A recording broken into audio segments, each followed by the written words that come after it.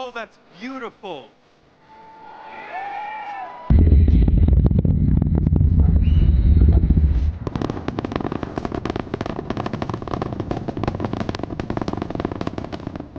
And liftoff. Crew 9. Go SpaceX, go Falcon, go NASA.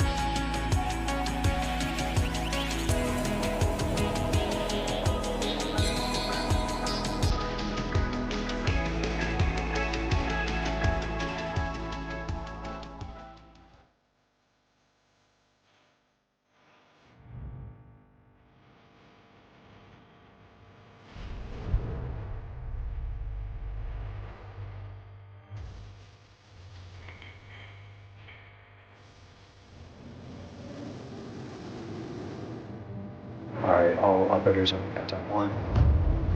Flight directors go for launch.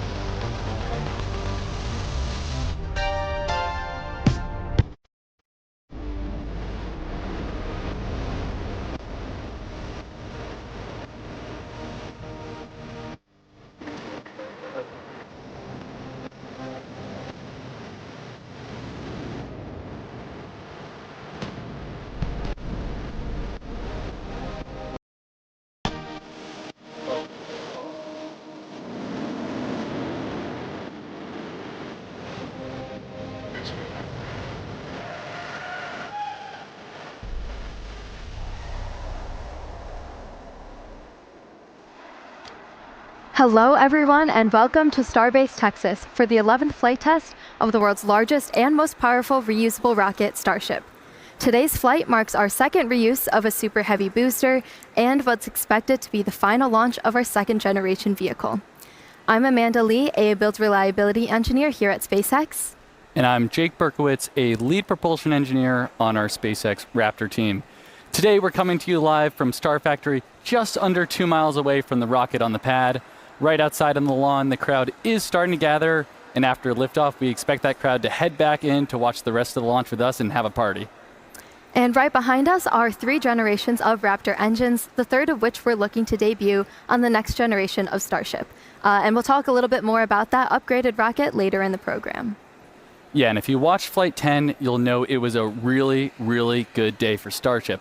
All objectives were met, and we got tons of great data to learn from. And today, we're looking to build on the success of that flight.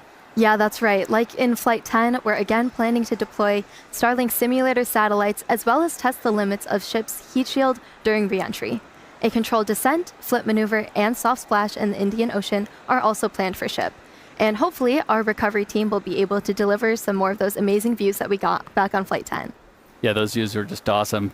Another crazy thing, and for those of you keeping track, today actually marks the 1-year anniversary of our historic first ever booster catch. That was Booster 12. And even though we're not attempting a catch today, every time we launch a Starship, it's a big day. All right, so everyone buckle up because maximum excitement is guaranteed. All right. And Dan Hewitt joins us from over near Mission Control. Dan, how are things looking for launch today? Hey, Jake. Hey, Amanda. Hey, everybody. We are looking great. I'm Dan Hewitt with SpaceX Communications. That's right. Right behind me is our Launch Control Center here at Starbase. Flight control team is on there. They're getting Starship and Super Heavy ready for liftoff. So as you can tell, when we look at the vehicle, prop load is underway. Things are looking good. We did shift our T0 a little bit. We're tracking to 6:23 p.m. Central Time, just a couple minutes into our window. All right, so as we noted, back in August, Flight 10, it did all the things. Did all the things we wanted it to do. Started off with Super Heavy, those 33 Raptor engines igniting, lifting off right at the top of its window at 6:30 p.m. Central Time. It was able to do a successful ascent, followed that up with hot staging, Starship's upper stage igniting those 6 Raptor engines, separating Super Heavy, making its way back down. We saw the hot stage pop off. It then completed its boost back burn, put it on the course towards that splashdown zone. It successfully did that landing burn when we intentionally disabled one of those 3 center engines. During the final phase of that, used a backup engine, entered into its final hover, shut down the engines, and then splashed down into the water. Ship, meanwhile, completed full duration ascent burn, got to its planned velocity, successfully put it on that suborbital trajectory, and then it was on to the in-space stuff. That first in-space objective was completed. 8 of those Starlink simulators were deployed. That was the first successful payload demonstration we've ever had from Starship. Each of these simulators, similar in size to the V3 Starlinks that we're going to be launching next year to add significant capacity and capability to the network. Then it was on to our second ever in-space relight of a Raptor engine. That's a key capability for when we're going to do deorbit burns on future orbital missions, and then when we're doing deep space maneuvers. Then on to the critical reentry phase, we're able to get data on the performance of that heat shield, the ship structure, push the envelope on it, using the flaps, got it down to the splashdown zone, did the landing flip, did the landing burn. Killer views from the recovery team, soft splashdown over in the Indian Ocean. We were just about 3 meters off of our target, so pretty much nailed it. It was a huge day, tons of excitement here at Starbase. Just a reminder, though, this is still the early days. I mean, we're on Flight 11 today. There's a lot more we're going to do to get full reusability, increase our launch cadence, eventually start sending missions to the moon and Mars. I mean, we've got thousands of launches to come. But for now, we're looking good for launch. Toss it back down to Amanda and Jake. Awesome. Thank you, Dan. Starship is the first orbital launch vehicle engineered to be fully reusable, just like a commercial airliner. In fact, to the end, we're actually reflying a Super Heavy booster for the second time today. This booster last flew on Flight 8. So let's just start with how powerful this rocket really is. When you stack Starship up against one of the world's biggest airplanes, the 747, a single Raptor engine is actually double the thrust of all 4 airplane engines put together. So that means the Super Heavy over in the pad right now, with its 33 Raptors, is equal to the power of about 64 747s. Yeah, that's just crazy, Amanda. The power this rocket generates is incredible. To be specific, it's over 16.7 million pounds of thrust. Numbers almost incomprehensible, but it's just crazy. All right, to break it down, Starship is made of 2 parts. First is the Super Heavy booster, which is powered by 33 of those Raptor engines that run on liquid methane and liquid oxygen. And second is the Starship upper stage, powered by 6 Raptor engines. 3 are optimized for sea level performance, and 3 are for vacuum performance with that larger nozzle extension. All right, it's the Starship second stage that will one day carry cargo, payloads, and people all the way to Mars and beyond. The Super Heavy booster is designed to launch, separate, flip, and return to the launch site where it can be caught by the chopsticks on the launch tower. However, as previously noted, we won't be attempting one of those catches today. Starship, on the other hand, re-enters the Earth's atmosphere at the conclusion of its mission, steering itself to a vertical landing or catch. And both stages are designed to return to Earth and fly again, making this the first rocket in history that will be fully reusable. Yeah, and we cannot forget that between the 2 vehicles is the hot stage ring, a structure made of steel that allows the ship's engines to ignite while still attached to the booster, enabling a faster and more efficient stage separation. Right now, that hot stage ring is single use, but in the future, it will be built in directly to the V3 booster forward end. And finally, the infrastructure built to support Starship is referred to as Stage 0. This includes the launch pads, tank farm, and the launch towers, which hold the chopsticks that catch the Super Heavy booster and eventually will also catch the ship. Yeah, and to get us ready for launch today, we recently conducted another static test fire, basically where we fire up the engines to mimic a launch without actually launching. We're seeing the booster on the screen right now. It's a crucial milestone to let us know we're ready to go. And then here we're seeing ship. We did this for the second time on a retrofitted mount on Pad 1. We had a full 9-second duration burn on all 6 engines. We should also note that today's launch on Pad 1 is intended to be the last launch on this pad in this configuration. As we head into the next generation Starship flight test program, we'll be modifying Pad 1 to meet the demands of our future missions. Yeah, and among many other things, we're installing a new orbital launch mount, a new flame trench system, and upgrading the chopsticks for future catches. So until that's complete, we'll be running operations from Pad 2, which will be coming online very soon.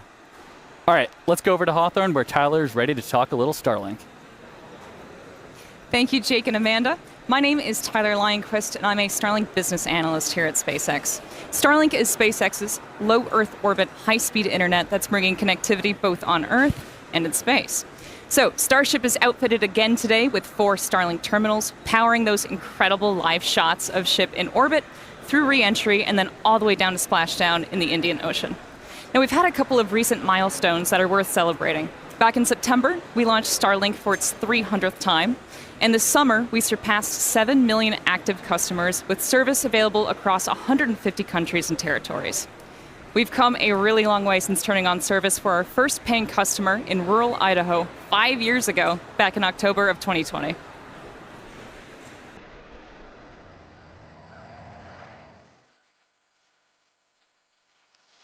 Maples are looking beautiful.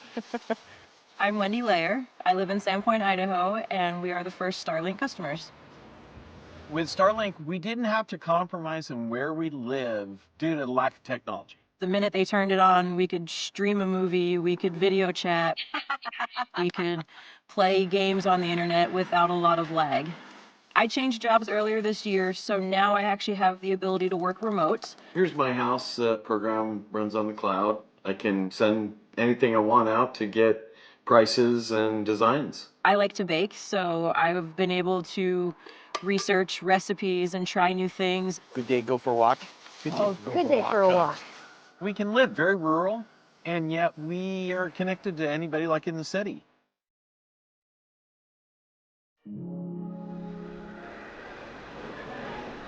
And I'm happy to report that Wendy and Sean are still Starlink customers today. So in just over 5 years, we've added dedicated services for aviation, maritime, RVs, and rail, and have expanded our emergency response capabilities. We've activated high-quality internet for millions of people, including those that live in some of the most remote places on Earth. Starlink is enabling rural school districts, counties, and tribal governments to offer online access to education, telemedicine, and many other critical services, in some cases for the first time ever.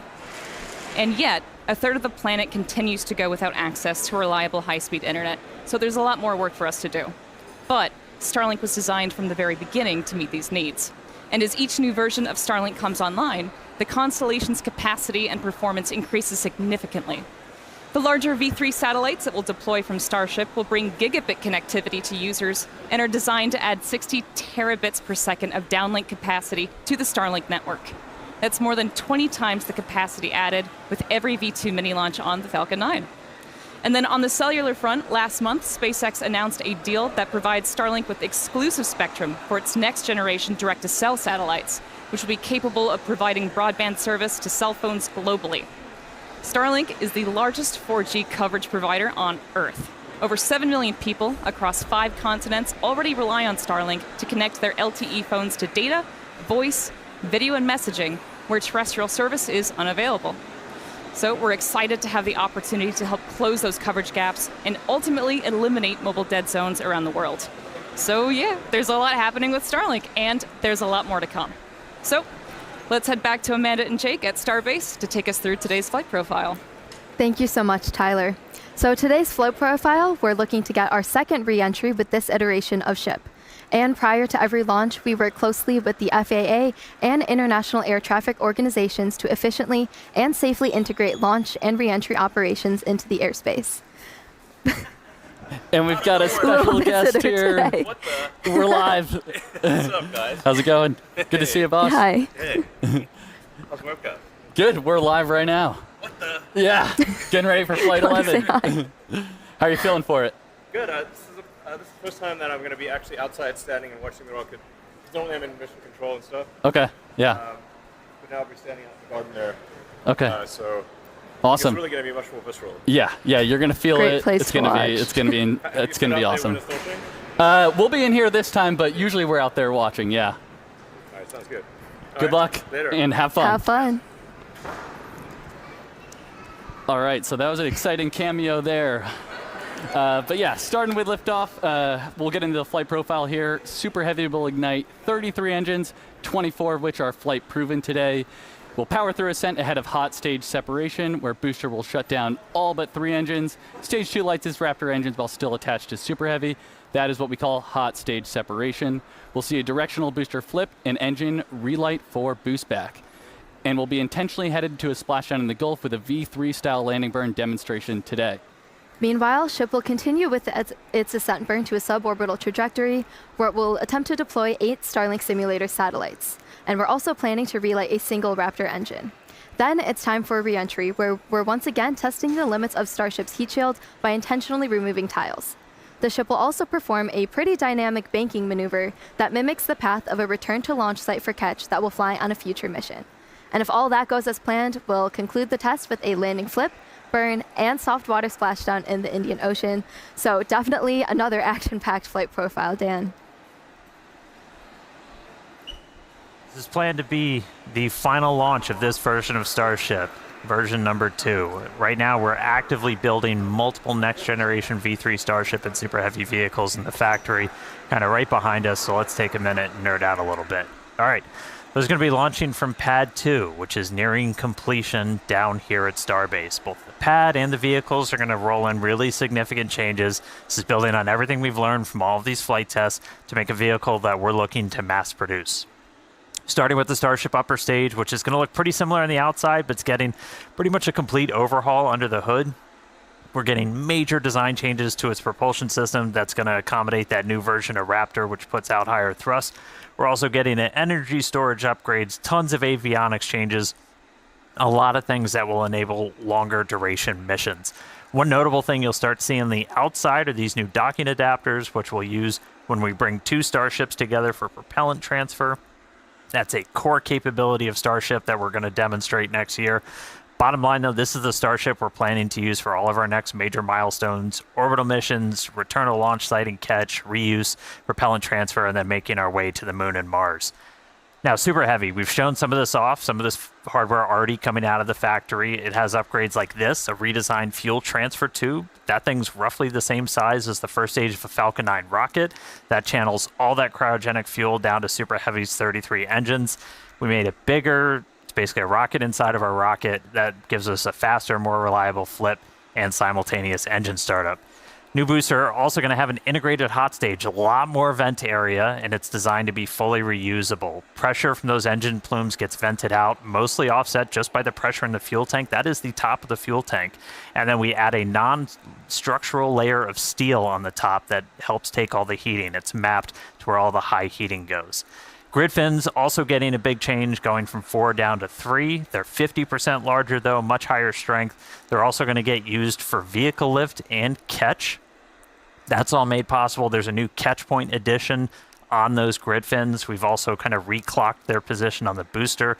That aligns them with the catch arms. Yeah, we got it right in the middle there. All right, and then powering it all, Raptor 3. Looks radically different, just straight up radical. Tons of major changes. It's coming in higher thrust, dramatic reduction in parts.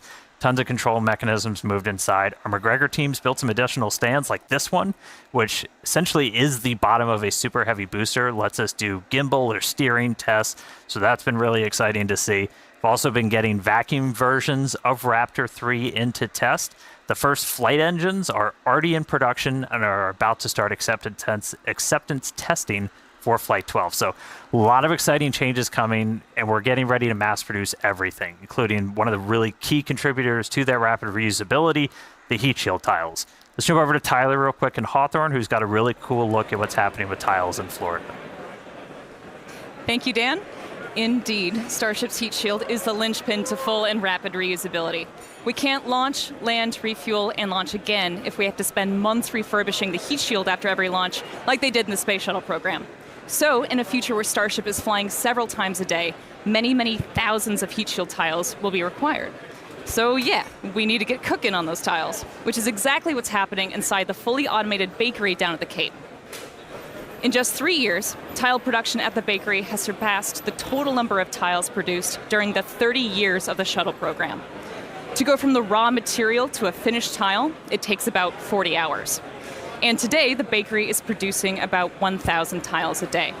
But it's set up to produce enough tiles for 10 ships per month, which is about 7,000 tiles a day, or a tile off the line every 13 seconds. So yeah, the bakery is well on its way to providing Starship with all the tiles for missions to Mars and beyond. And for today's flight, we've made a modification to the heat shield tiles. Dan, do you mind filling us in on what's being referred to as the Crunchwrap tile? Absolutely. Always love to get to do a little show and tell. So we've got thousands of these heat shield tiles covering Starship. Now they're kind of all next to each other. There's a small gap in between all of them. You got to leave a little bit of space as that metal underneath will expand and contract. That way they don't crunch into each other and start breaking. However, that lets some of that plasma kind of seep through, and we see really high heating on the sides and then down on the metal. To help fix that, we have this, the crunch wrap that everyone has heard about. So we take essentially that's called Vulcan felt that we then wrap around. And so as these tiles are next to each other, you've got a small bit in between that's going to help offset that heating. It's just one of the ways we're continuing to iterate on this heat shield, getting towards rapid reusability. Hopefully it's going to help Starship live Moss. You know, everything is just going to get us to that end state of a fully and rapidly reusable vehicle. So pretty much the entire vehicle has those on it today. We've done this on multiple Starships previously, but this time pretty much the whole vehicle has it. So that was special for today. All right, enough heat shield tiles. Let's go quick check-in on the pad. So if you did notice, we did shift our T0 just a little bit. We're now counting down to 6:23 and 41 seconds Central Time. We shifted a little bit as we were working to finish clearing the range. We are monitoring sea and airspace, both here over the Gulf and in our splashdown location over on the Indian Ocean. We were working with the FAA, a lot of other international agencies to coordinate all of this. Good news, range is currently green. We're able to get everything out of the way that we are tracking in the Gulf. So weather status, I don't even really need to do, not a cloud in the sky, beautiful day, no probability of violation for launch at this point. We're not currently tracking any issues on the vehicle or the pad. You can see our fill levels are getting up there. We're almost completely done with our propellant loading. We've gone through all of our checkouts so far this morning, aligning our guidance, navigation, and control system, getting the vehicles ready for prop load, the farm. Everything has gone pretty smoothly so far. We got through our go, no go for prop load. That happens at T-minus 1 hour and 15 minutes. We've been loading fuel and locks on board the ship since about 53 minutes before launch. Booster started just about 10 minutes after that.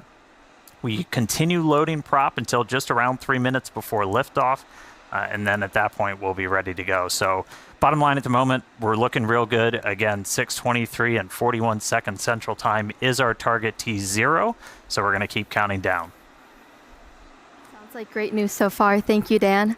And we do say it repeatedly because it's important to understand, but these flight tests are all about the data.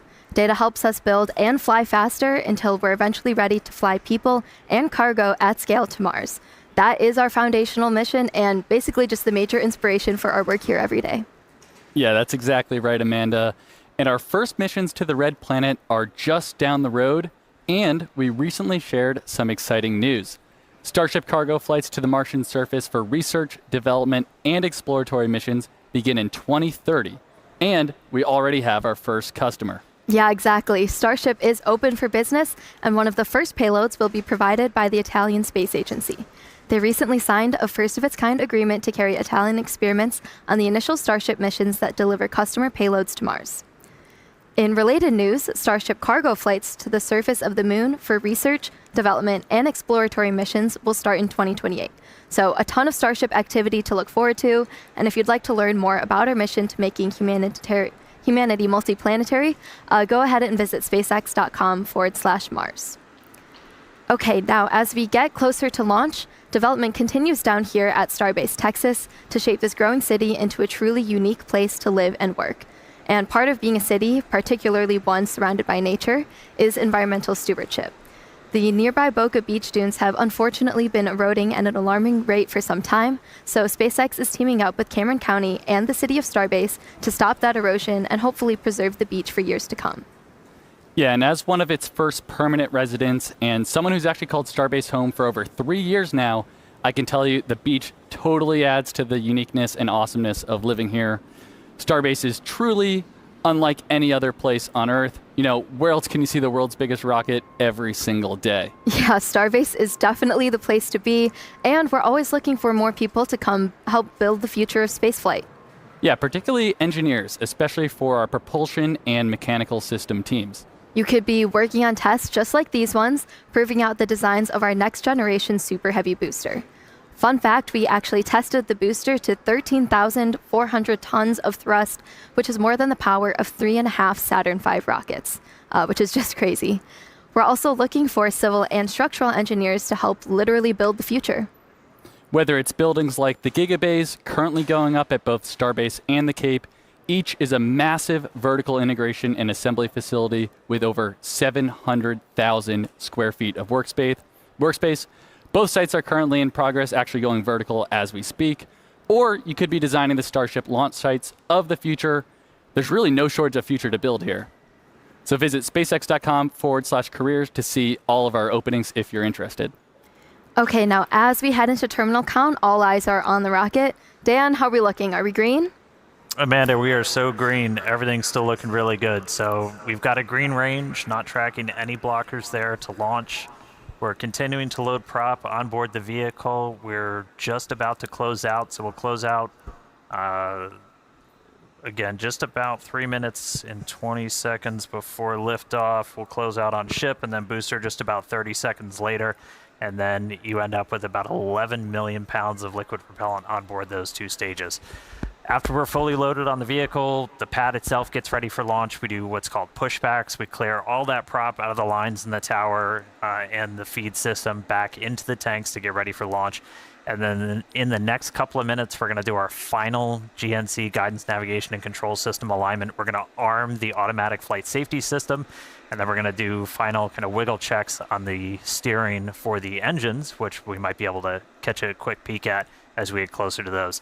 If we need to hold, which we are not currently tracking a reason to, that would happen at T-minus 40 seconds. It's built into our countdown. We can pause and wait there for any final checkouts, anything that we need to hold for. Once we pass that T-minus 40 seconds, a number of events will occur in rapid succession.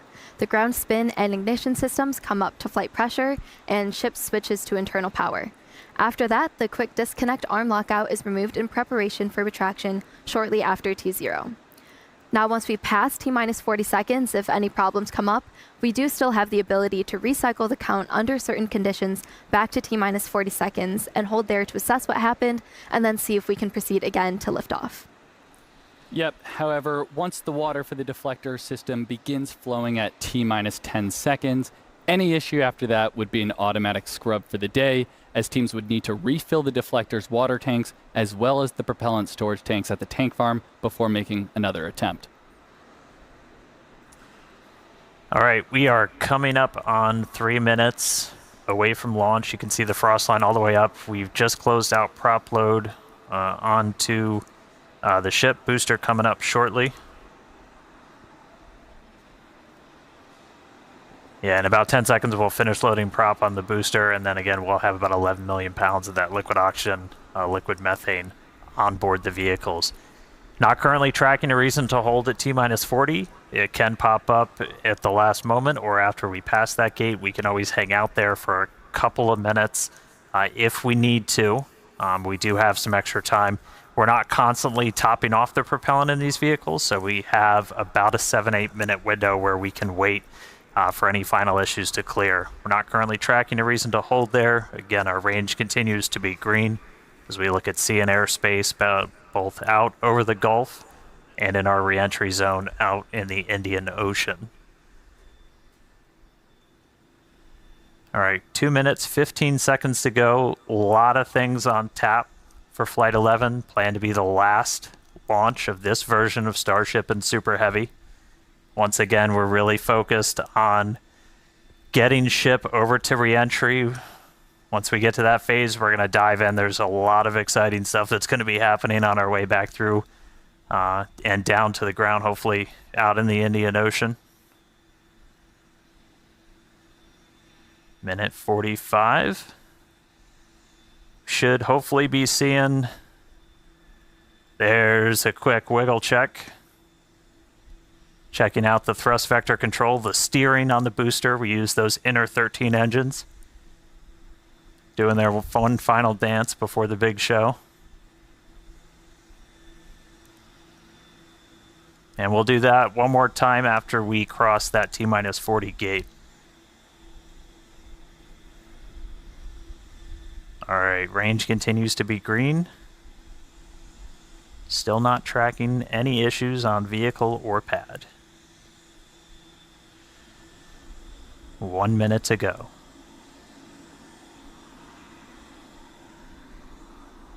As a reminder, we can hold at T-minus 40. We're not planning to.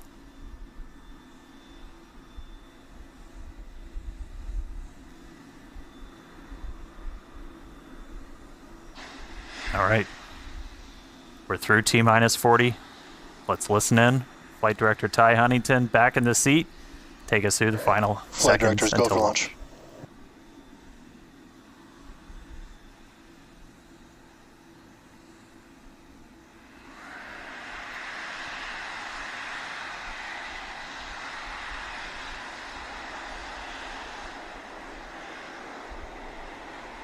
T-minus 10, 9, 8, 7, 6, 5, 4, 3, 2, 1.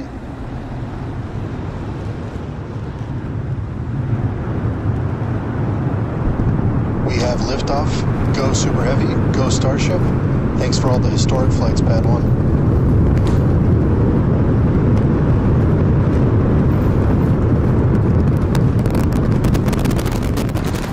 Eagles pitching downrange. Booster Raptor chamber pressure nominal.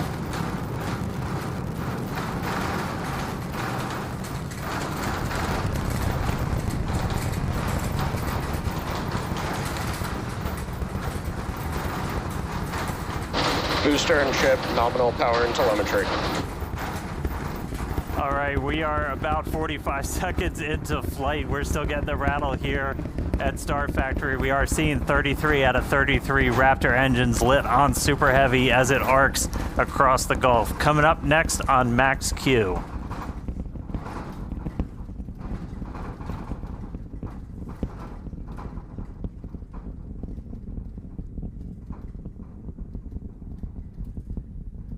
Max Q.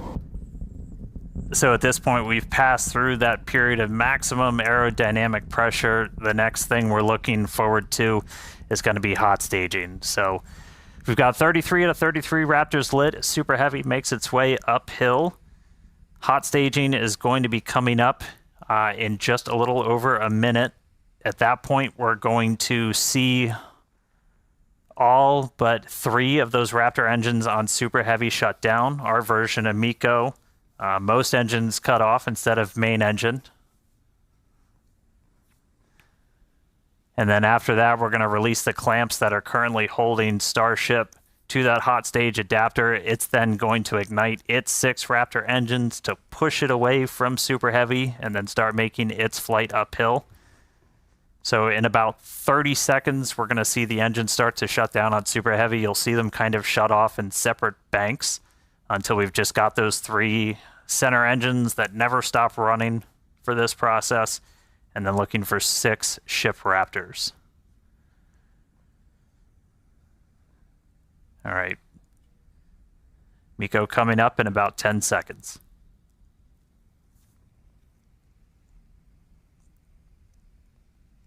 See the engines throttling down.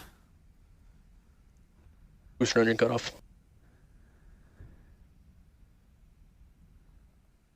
Ship ignition.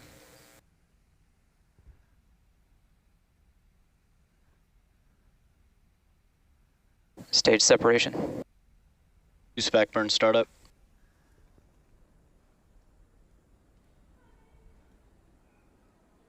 All right, successful hot staging maneuver. So we've got 12 of the 13 engines lit back up on boosters, so it's doing its boost back. Real excitingly, Ship though, chamber we've got pressure's 6 nominal. out of 6 Raptors lit on ship there, so it's now going to continue to make its ascent into outer space. Meanwhile, this boost back is happening. We're using those 13 engines, so everything, well, 12 out of the 13, and then we go down to 3, and then we're going to shut down for the end of boost back. That's sending Super Heavy back Ship towards its avionics, planned power splashdown acceleration zone in the Gulf. Right after we finish this boost back burn, we're also going to separate the hot stage. This will be the final time Boost back that burn we're shut doing down. this. Is all right, there's the end of the boost back burn. We should be seeing the hot stage. There.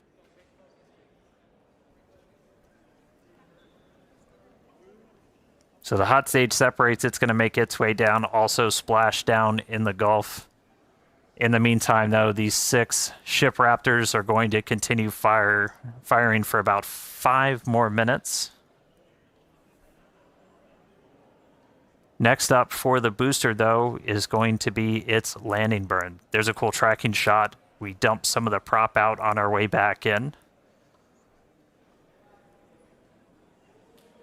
All right, so for booster, this is one of the main things we're trying to get is going to be this landing burn. Oh, that's so you can see the hot stage kind of making its way towards the left side. So that's the bottom of the booster. It's about to pass right in front of where you can see some of that prop dump happening. They look like they're close together, but there's a good amount of distance between them, and the hot stage will go down and splash down in the Gulf while the booster comes back for its landing burn. Starship is on nominal trajectory.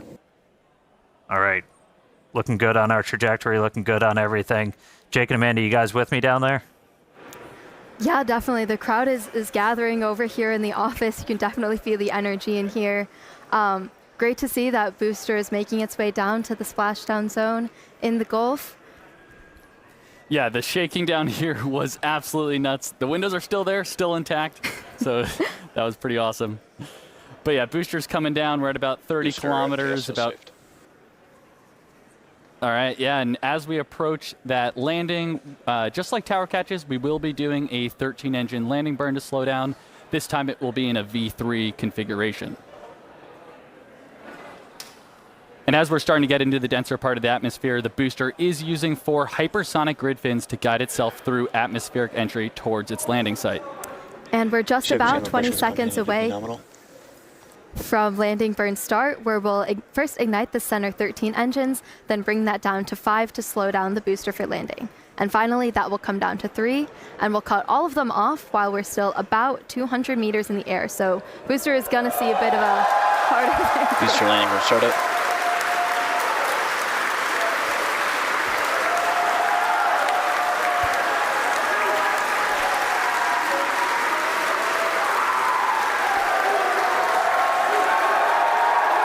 Booster landing burn shutdown. And there we heard it, booster landing burn shutdown. We saw a 13 to 5 to 3 V3 demonstration, and into the water we go. Wow, that was absolutely awesome. If you can even hear us right now, congrats to the whole SpaceX team. So far, so good for today. That was incredible. All right, great stuff, guys.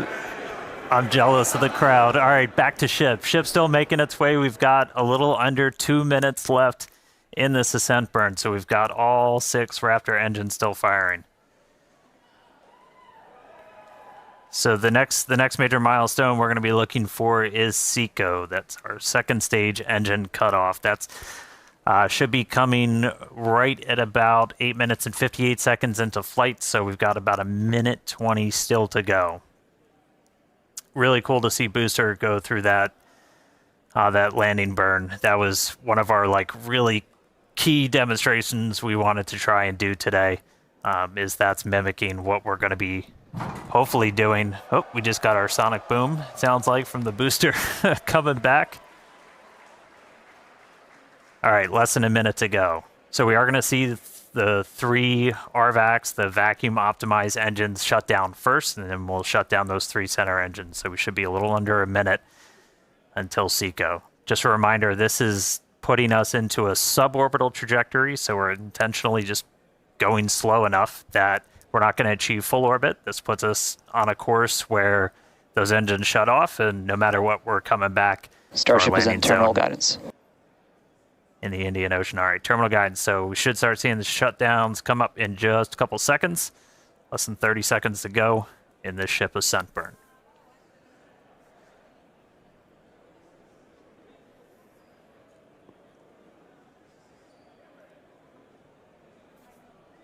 All right, RVACs have shut off.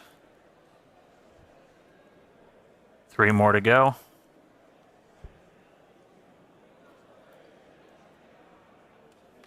Ship engine cutoff.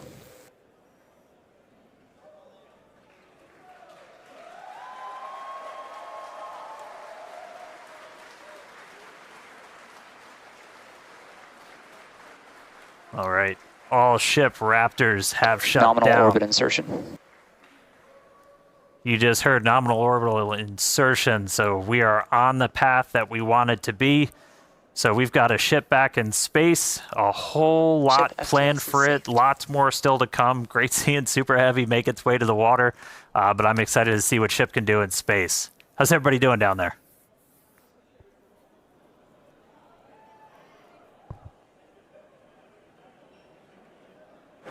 Yeah, if you could hear the crowd behind us this whole time, people are definitely happy with how the day's been panning out so far. Definitely exciting to see Starship safely in space, and super pumped to see all the team's hard work in action here today. Yeah, and we guaranteed it at the start of the show, but it has been an awesome day so far. It's crazy. All this has happened in just 10 minutes. All the objectives were met on the booster, including that V3 style landing burn. So now all eyes are on the ship as we get ready for our in-space objectives. But we've got a few minutes until that next milestone, so sit tight, enjoy the views, enjoy the space jams. We'll be back at T plus 16 minutes for payload deploy.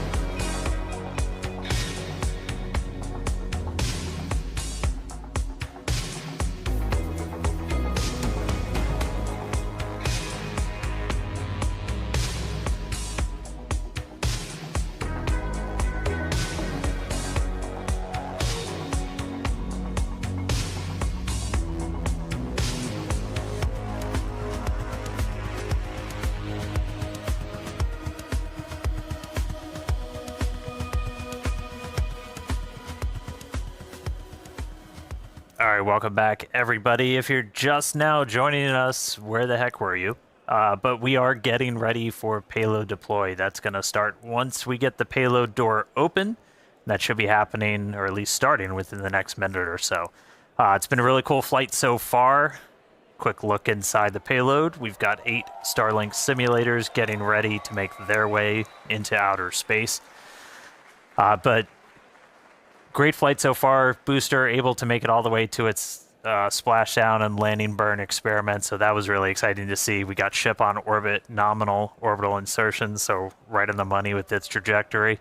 And now we're ready to start tackling a couple of in-space objectives. So next up, we are currently venting down the nose cone, essentially the payload area of Starship, as we get ready to open up this payload door. We were able to do this successfully for the very first time on our last flight, on Flight 10.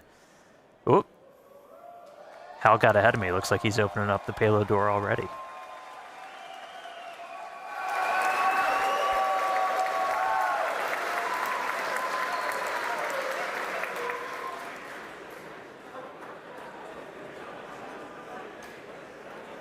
All right, looks like we got the door open.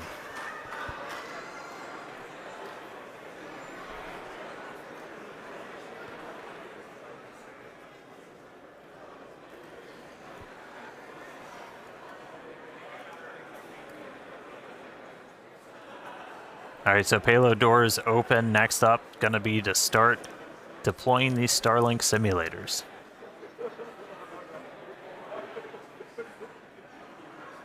They are roughly the same size as the V3 Starlink satellites that Starship's going to be carrying. That's going to add some pretty crazy capacity. We'll run through the numbers in a little bit. We were able to do this for the very first time ever on our last flight, and so this will be another test. We made a couple of tweaks to the rails for deploying this based off of what we saw last time, but excited to see these get out the door. Our next iteration of Starship's also going to have kind of a more powerful PEZ. It's going to deploy these at a little bit faster speed, but looking to see our next demonstration of this hopefully in the next couple of seconds. We should start seeing them move out the door.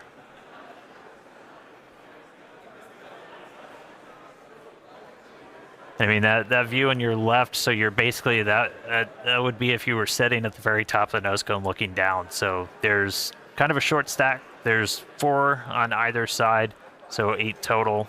When we start flying Starlinks, for their actual deploy missions, we're going to be carrying stacks of about 60. So much larger stack once we start flying these operationally, but still doing a little bit of a short just for this payload deployed today.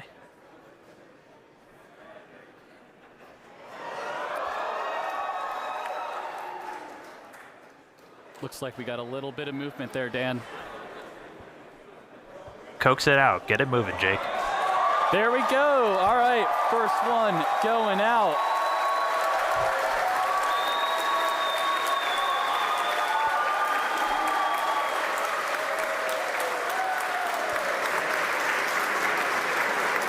All right, first one's deployed. Getting ready for the second one here. We do a little reset back to the center position. Yeah, it takes about a minute for each one.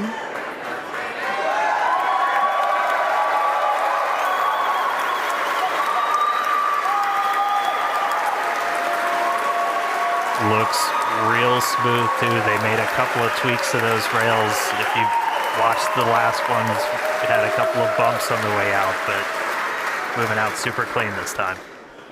Yeah, and as noted earlier in the show, but definitely worth repeating, Starship will deploy Starlink's more advanced V3 satellites, adding 60 terabits per second of capacity to the network per launch.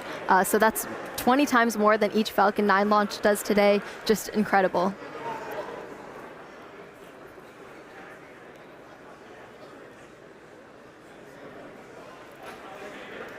Yeah, and anybody that's been following Starship, you know Starlink's kind of the MVP for these flight tests, where it's not only giving us the views we're seeing right now, but also just real-time data through every phase of flight. So We've got a couple dozen cameras on Starship. We've also got a bunch of cameras spread across the globe, including out in the Indian Ocean where we've got our fun buoys floating. There goes another one.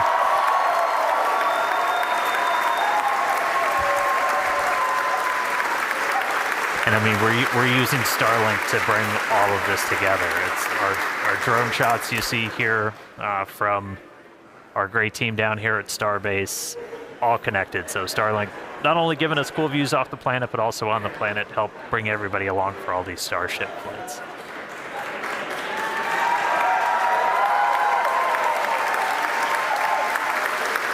I think that's number 4. Somebody check my math.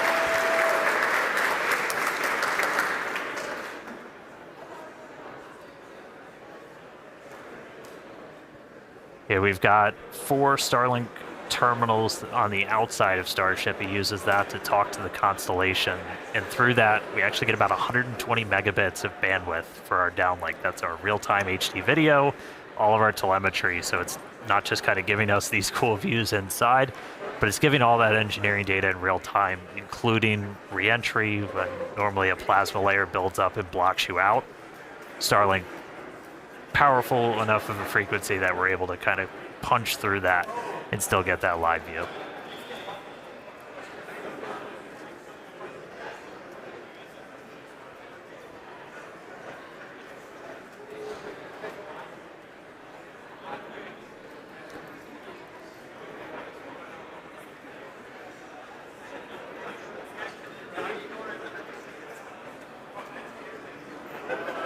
All right, next one out the door. There we go.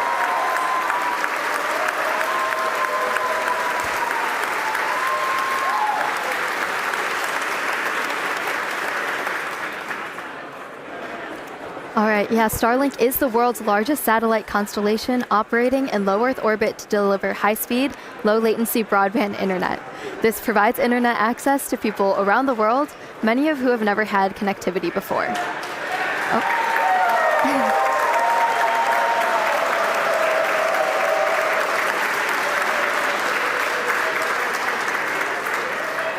Right. Today, Starlink serves more than 150 countries, territories, and other markets with over 7 million active customers and counting. To meet the global growing demand for high-speed internet, SpaceX expanded its factory over in Bastrop, Texas, which is just outside of Austin, and also introduced Starlink Mini, as well as an upgraded version of the Starlink Standard Kit. Yeah, and one thing to note about this satellite deploy is that they will be following the same suborbital trajectory of the ship. So these dummy sats will not be going in orbit. We do expect them to burn up on re-entry.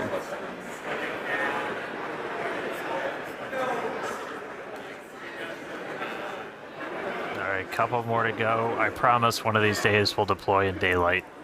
But we're basically trading deploy in the dark so we get those re-entry views for the daytime.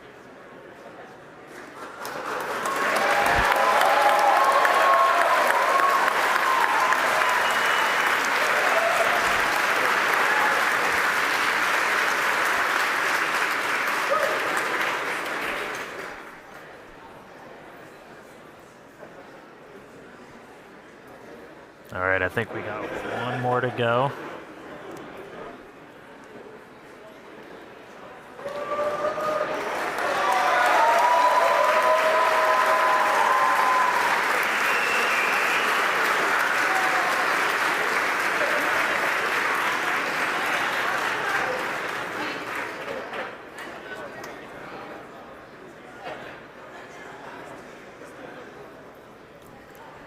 All right, now with payload deploy complete, Starship will now close its payload door and continue to coast around Earth to the Indian Ocean. We still have a ton of major events to come today, including Raptor relight at about T plus 37 minutes.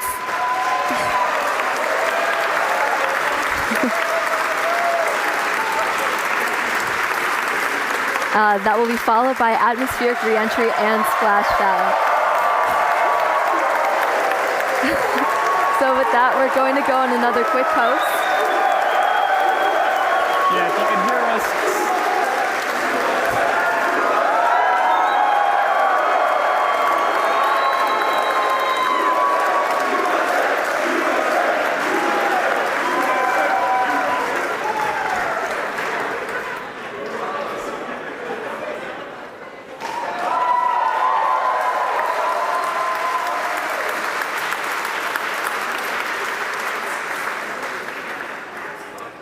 right, with that payload door closed, we're going to sit tight, enjoy the views, and enjoy the space jams. Again, we'll be back in just a few minutes for Raptor relight, and then head back for reentry.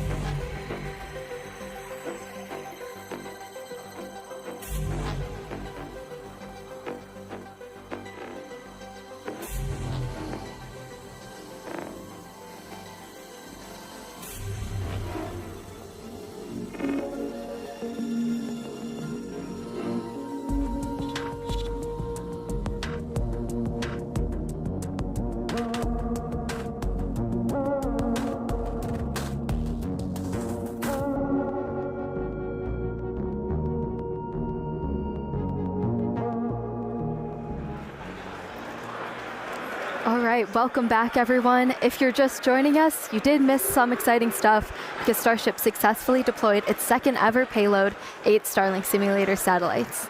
And now we're expecting the relight of a single sea-level Raptor engine in space coming up here just after T plus 37 minutes. So about a minute left to go.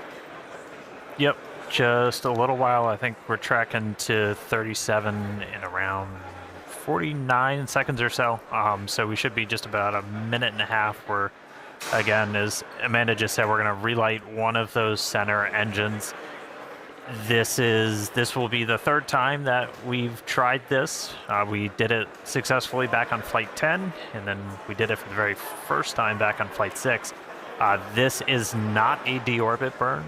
This is demonstrating essentially all of the systems you would need to do a deorbit burn. So that's obviously your Raptor engine, and then also your header tanks, your smaller tanks in the nose cone, where we have liquid oxygen, liquid methane in a smaller, more easily pressurized container, which we can use for on-orbit burns. And we're also going to tap into those when we do our landing burn.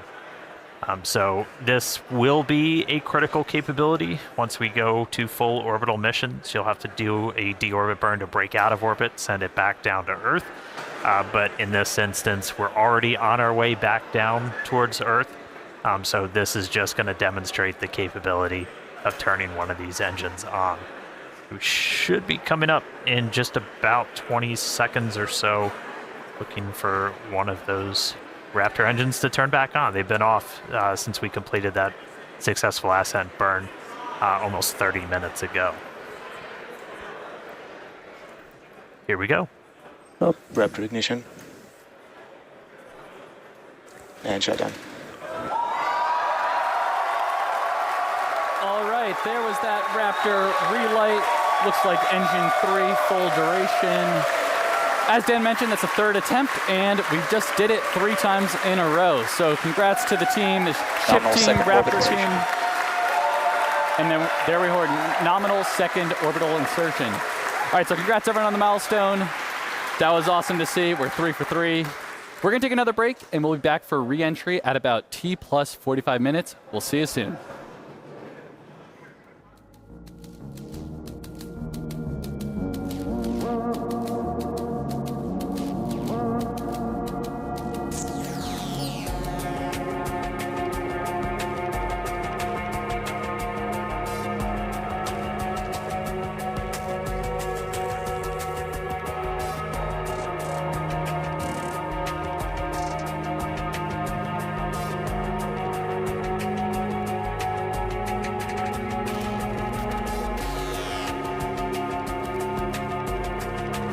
Starship is slewing for entry.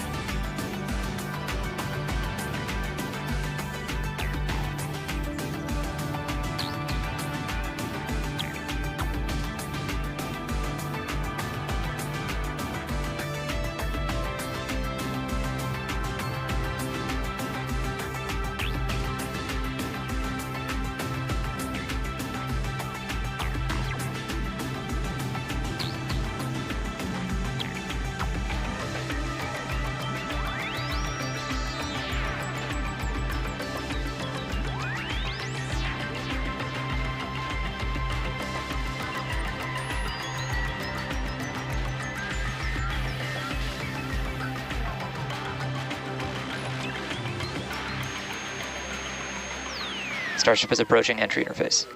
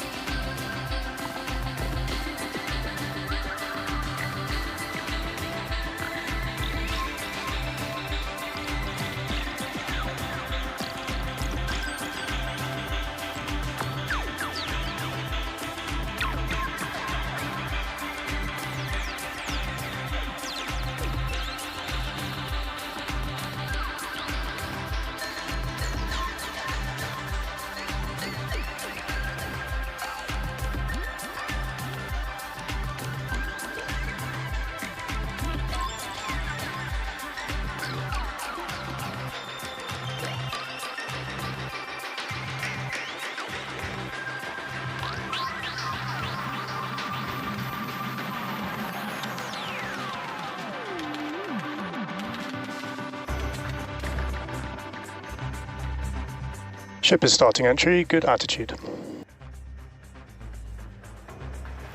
All right, welcome back, everyone. The ship is currently re-entering Earth's atmosphere.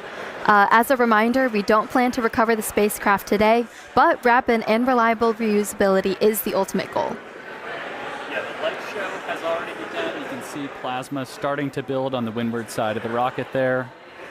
And, re-entry is a critical phase of flight, and we need information on how the ship systems perform. Re-entry is also extremely demanding portion of flight because we need the ship to scrub off all of the energy we used to launch the rocket. So remember the 33 engines plus the 6 engines on ship that we used to get up into space, we now are using aerobraking essentially to scrub off all that energy.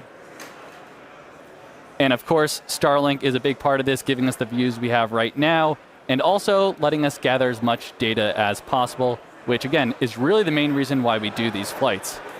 And the view we have right now is actually a really good example. As we mentioned at the beginning of the broadcast, we have some tiles on the leeward side of the flaps here, and we have some different mechanisms, some stud out, basically to see if these tiles will hang on. And we can see already here, it looks like we kept most of them, but I think I see a couple there that are no longer there. So the thermal team is definitely going to be digging into that and taking that data to help us iterate on V3. So yeah, Starlink provides us with one more path to collect data and help us rapidly iterate Starship's design. And if the ship does manage to make it all the way to re-entry, we'll collect valuable data on the spacecraft flying through the Earth's atmosphere at hypersonic speeds, or more than 5 times the speed of sound. Re-entry is typically a portion of flight where we don't have communications with spacecraft because it's re-entering at or around orbital velocity, which is roughly 8 kilometers per second or 5 miles per second. At those insanely high speeds, the spacecraft moving through the atmosphere creates a plasma field around the vehicle. Yeah, and that blanket of plasma distorts communication frequencies, so it's not uncommon to experience brief blackouts in communication. All right, so big picture here, Starship is designed to land on Mars where there are no runways or other humans to help out. So that means we need to do a propulsive landing instead of a more traditional means like parachutes, which is what our Dragon spacecraft uses, or a runway like the Space Shuttle.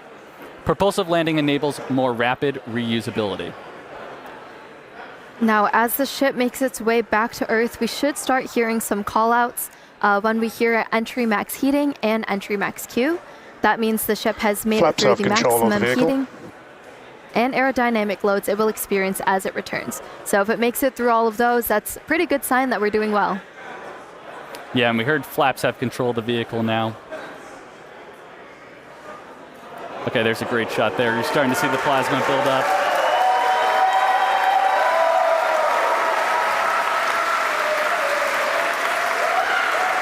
So we will hear a call out when the ship is transonic and then subsonic.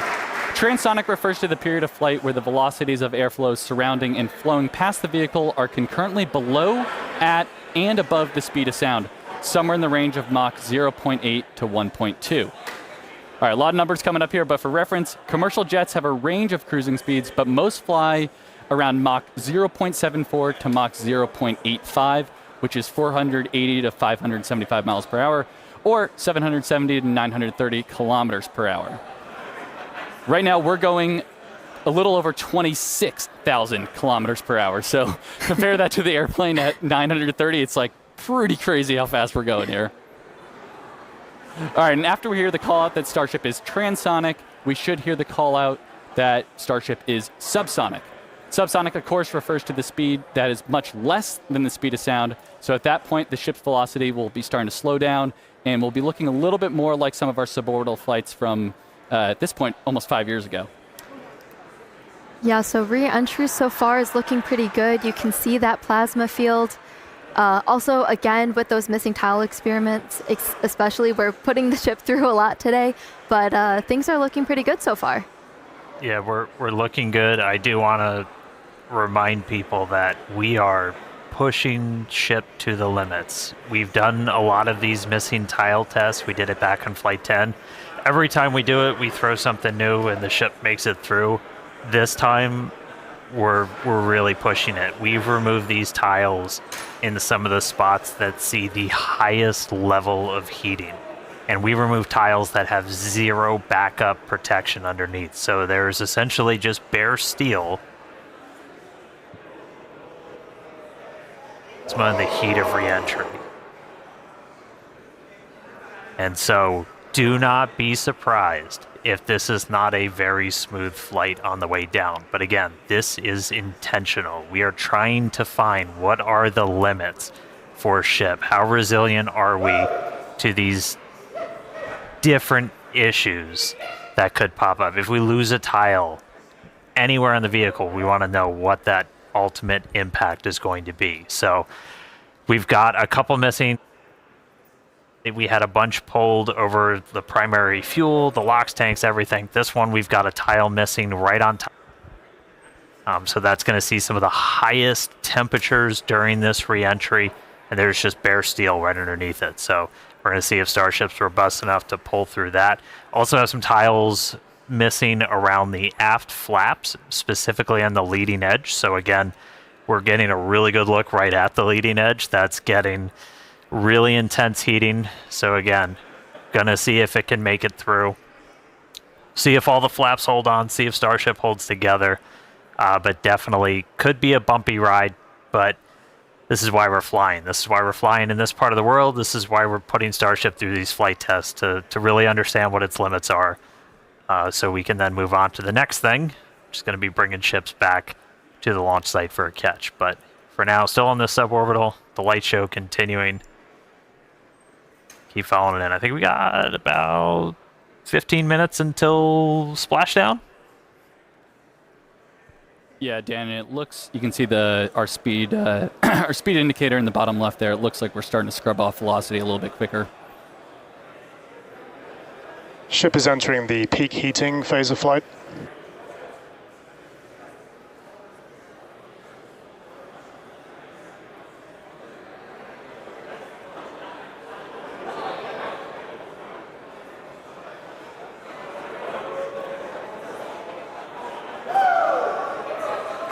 Looks like we can see some clouds down there as we pass through 70 kilometers altitude. Yeah, the sun's starting to come up again. Ooh, there we go. There we go.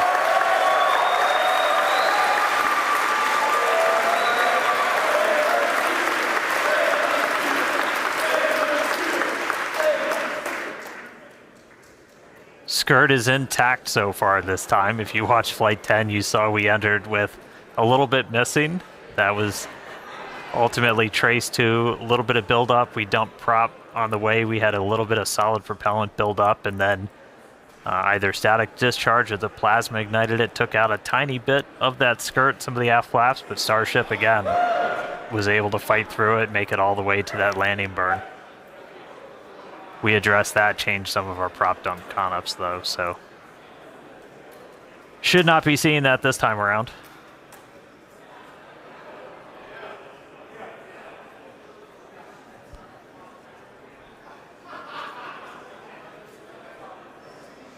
And as a reminder, in addition to these missing tile tests, we're doing kind of a unique flight on the way in. It's going to do what we call a banking maneuver. So while we're still going supersonic and even hypersonic, we're doing kind of a banking turn.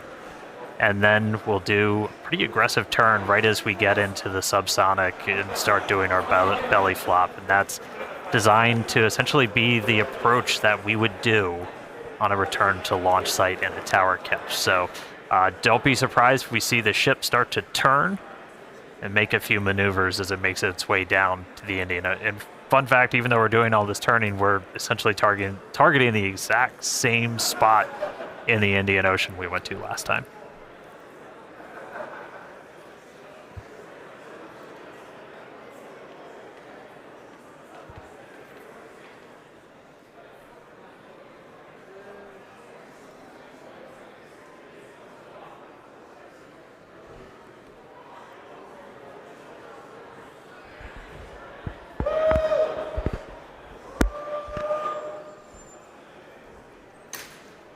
All right, just about 12 minutes to go. Still looking good. That gives a pretty good view of those aft flaps where, again, on the leading edge, I think it might be on the one on the other side, we had some tiles removed with no backups behind it. So again, we're really trying to stress some of the most sensitive areas around Starship, where basically if you lose a tile, it's the worst possible spot. And if we're able to make it through this, then that tells us quite a bit about just how resilient this vehicle is.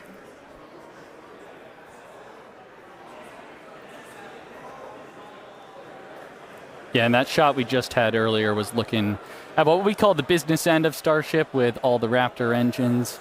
And those are the engines that we're going to be expecting to light for that flip and landing burn, hopefully in about 10 minutes once we get through reentry. Yeah, there we go.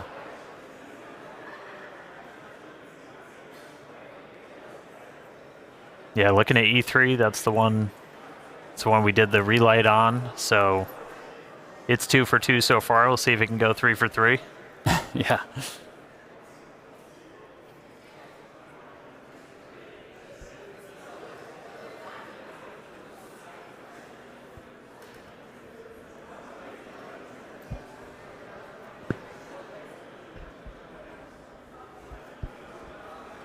All right, we can see that speed just continue to bleed off under 20,000 kilometers an hour.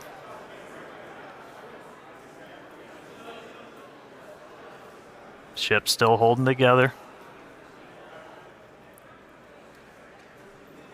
Yeah, and if you look in the bottom right, looks like we've made it all the way to the Indian Ocean. We're coming up kind of near Australia, the west side of Australia there, so pretty crazy. We're only 56 minutes in, and we've made it all the way, halfway around the world.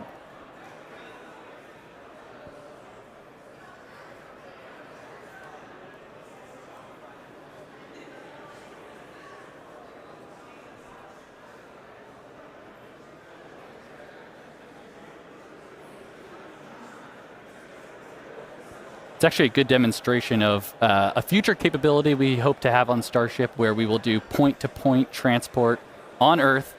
So essentially travel anywhere in the world in about an hour or so, which is going to be pretty crazy. Imagine going from New York to Sydney in 1 hour instead of the 20 hours it takes currently.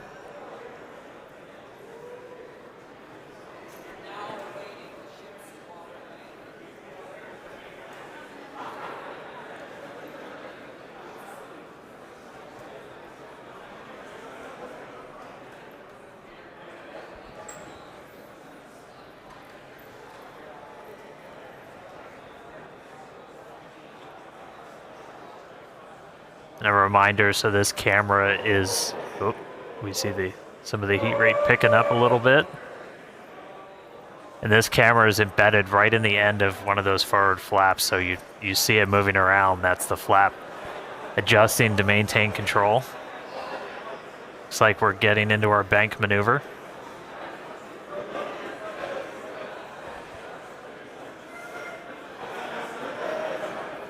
Now power sliding through the atmosphere. External temperatures are coming down.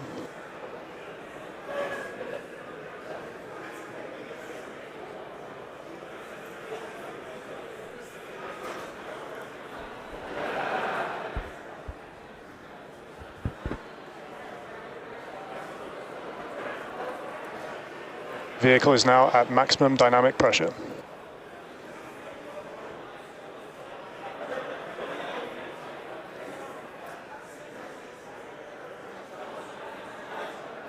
All right, that was basically our reverse max Q, so most aerodynamic stress that it's going to see during reentry, we just passed through it. So we're past that, we're past peak heating.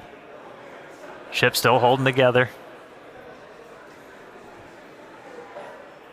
So we're currently in this bank maneuver. We're gonna see it kind of roll over and do a pretty significant shift as we get down closer to the subsonic speeds.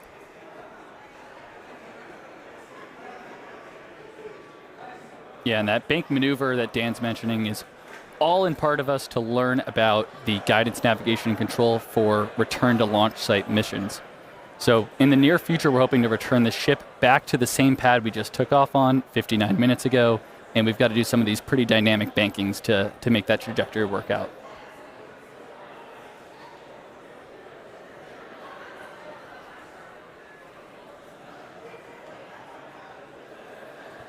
All right, the light show kind of calming down as we're starting to move into the lower parts of the atmosphere. We should hit transonic, so hitting that transition between moving faster than the speed of sound and below the speed of sound in just about 3.5 minutes. Our landing burn should happen right around an hour and 6 minutes after launch, so we should be just about 6 minutes away from that. You can see lots of daylight. Everybody cross your fingers, see if our range team is able to get out there and provide any surprise views as Starship makes its way down. Oh, it's like they heard me.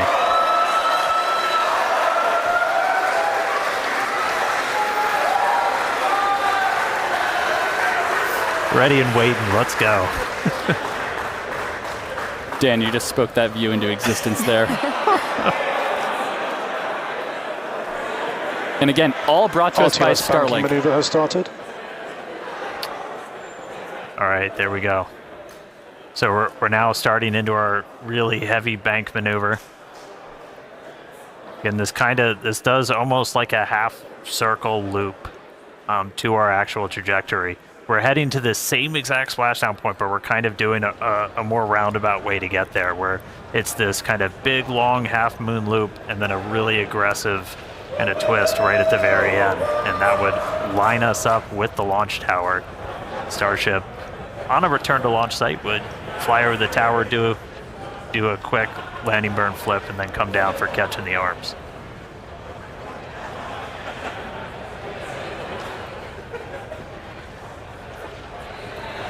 How about that S-38 decal there, staying strong on that view we just had?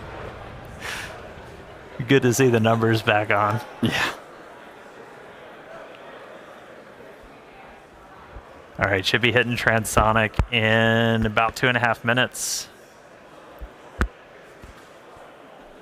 Landing flip coming up in about 4. Pretty clouds there in the Indian Ocean today. Again, yeah, we changed our launch times. We launch in the evening now, so we get these daytime views down in the Indian Ocean. One of the things we're really looking for, the reason we have the drone, other than, yeah, that looks really cool, is we're able to kind of see the ship. We can only see so much from these cameras. You can't see like the vast majority of the heat shield. So we throw these buoys out there. We've got there's... You spoke it again, Dan. There it is. They're playing with me in the control room. All right. But we have these buoys out there. We have these drones that we're trying to see externally how the heat shield held up. Everybody saw from Flight 10 it had a little bit of a paint job, a little bit of a reddish hue. That was from those metallic tiles that we had tested, kind of oxidizing really rapidly in that plasma and then spreading those little oxide particles all over the heat shield. No metal tiles on this flight, so not expecting to see that. Dynamic pressure is coming down.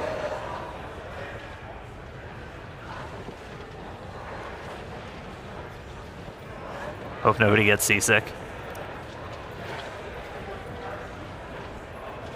All right, coming up on transonic shortly.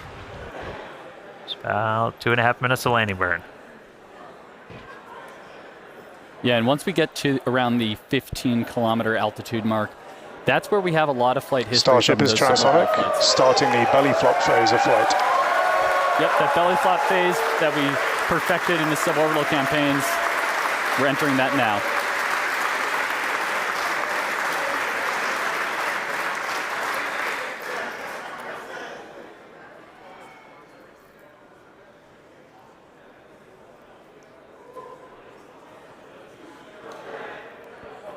Right, starting to get those Raptors ready. Should be 2 minutes away from landing burn. Again, we're going to do a flip. After we ignite those engines, we'll go from 3 down to 2 for the final phase of the landing burn and look for another soft splashdown, hopefully by our buoy and drone, which are hanging out, ready and waiting for a ship.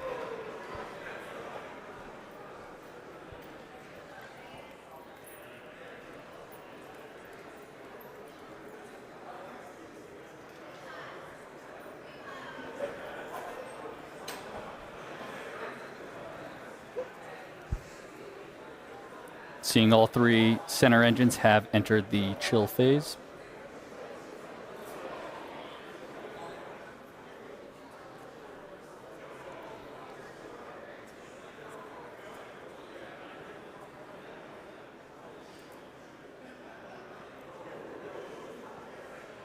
All right, less than a minute to go. The ship is making its turn for final approach. And here's this kind of aggressive final turn that would essentially position it so it's right behind the launch and catch tower.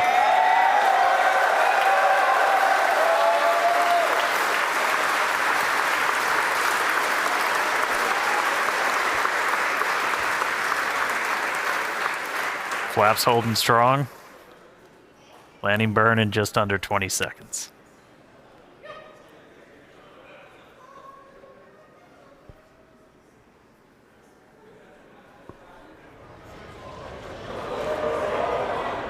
Ship landing startup.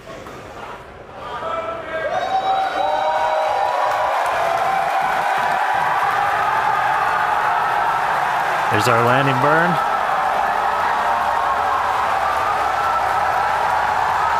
Three down to 2. Starship has landed.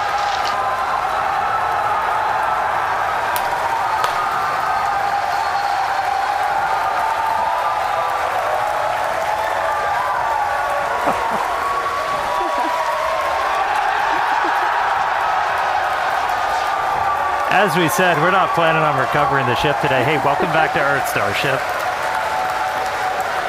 We are down in the Indian Ocean. Let him hear at Starbase. What a day. What a flight.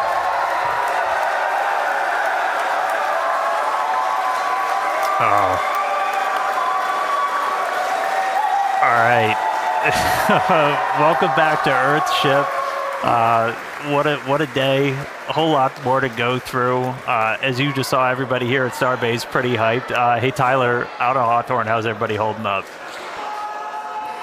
Thank you, Dan. We had a fantastic time watching. It was another exciting Starship flight test in the books, and we hope that you enjoyed those Starlink views too.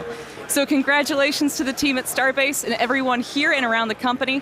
So many employees contribute to the Starship program as we continue to iterate and make progress towards a multi-planetary future. So that wraps it up for us here in Hawthorne. Thank you for tuning in, and back to you guys. Yeah, what an incredible launch today. We had successful liftoff. Booster completed its objective, successfully splashed down over in the Gulf. Obviously, we saw another amazing Starlink deploy as well from ship. Yeah, we made it through that re-entry, testing all the different experience. We had missing tiles, gave us quite the light show. We had that Raptor relight 3 for 3. That was ahead of re-entry, of course. And then that awesome splashdown that we just saw, including that dynamic banking maneuver to simulate RTLS when we returned to the launch site. So yeah, we promised maximum excitement, and Starship delivered. Definitely. Congrats to all our teammates at SpaceX and to everyone who's supporting the Starship program. And thank you to all our future customers for your support.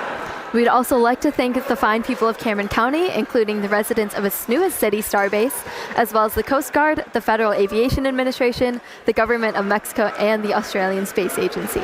Yeah, be sure to follow SpaceX on X for updates and about more of the exciting views we didn't get to feature on today's broadcast.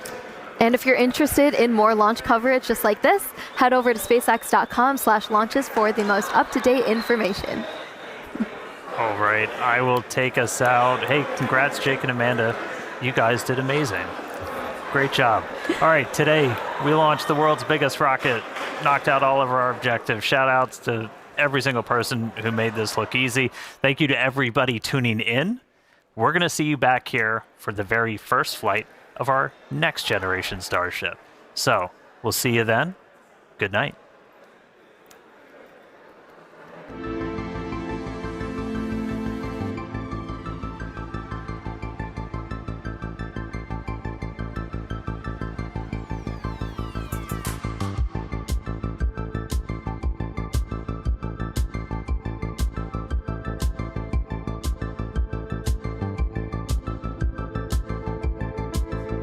Oh, that's beautiful.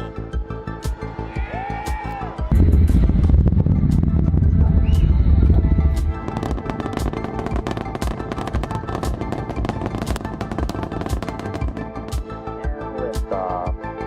Crew 9. Go SpaceX, go Falcon, go NASA.